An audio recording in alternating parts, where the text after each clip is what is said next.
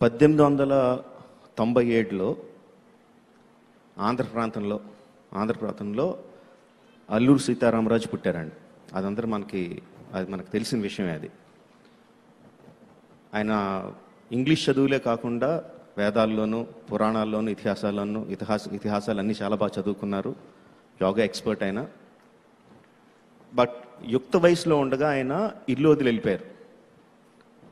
ఊరు వదిలి వెళ్ళిపోయారు. తీర్థయాత్రలు అంటారు, తపస్సు కోసం అంటారు, దేశయాటన కోసం అంటారు. ఒక 2-3 సంవత్సరాల పాటు ఆయన లేరు. ఎక్కడికి వెళ్ళారు, ఏం చేశారో తెలీదు.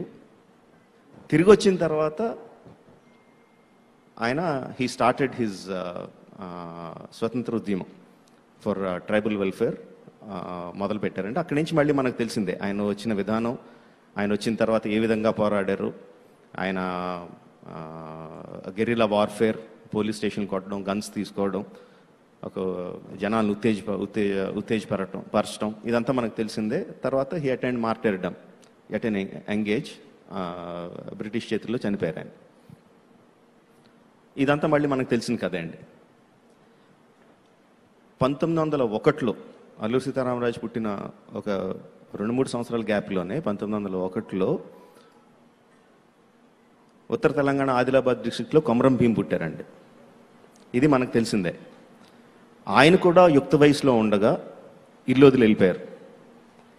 వెళ్ళిన తర్వాత ఏం జరిగిందన్న కథ మళ్ళీ ఎవరికీ తెలియదు. వెళ్ళినప్పుడు ఆయన నిరక్షరాస్యుడు. ఆయన తిరిగి వచ్చిన తర్వాత ఆయన చదువుకున్నవాడిగా తిరిగి వచ్చాడు.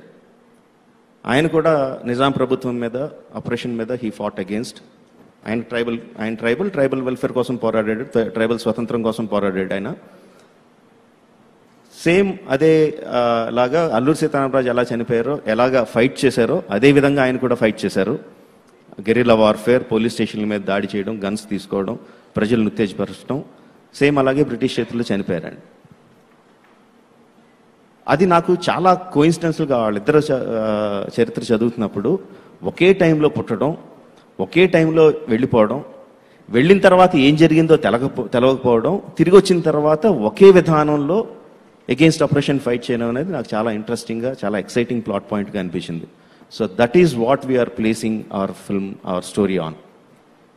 ఇద్దరు స్వతంత్ర పోరాటంలో పాల్గొనే ఇద్దరు మహావీరులు, చరిత్రలో ఎప్పుడూ కలవని వాళ్ళు, ఒకరికొకరికి సంబంధం లేని వీరులు, నిజంగా మనకి తెలియని టైంలో వాళ్ళిద్దరూ కలిసి ఉంటే, ఒకళ్ళకొకళ్ళు ఇన్స్పిరేషన్ అయ్యి ఉంటే, తర్వాత కాలంలో వాళ్ళు ఏ విధంగా బ్రిటిష్ మీద లేకపోతే నిజాం ప్రభుత్వం మీద పోరాడుతున్నారో ఆ క్యారెక్టరైజేషన్ ఒకళ్ళ మీద వాళ్ళ మధ్యన ఏర్పడిన స్నేహం ద్వారా ఏర్పడి ఉంటే అన్నది నాకు చాలా ఇంట్రెస్టింగ్గా, చాలా ఎక్సైటింగ్గా అనిపించిందండి. So that is what we are basing our story on.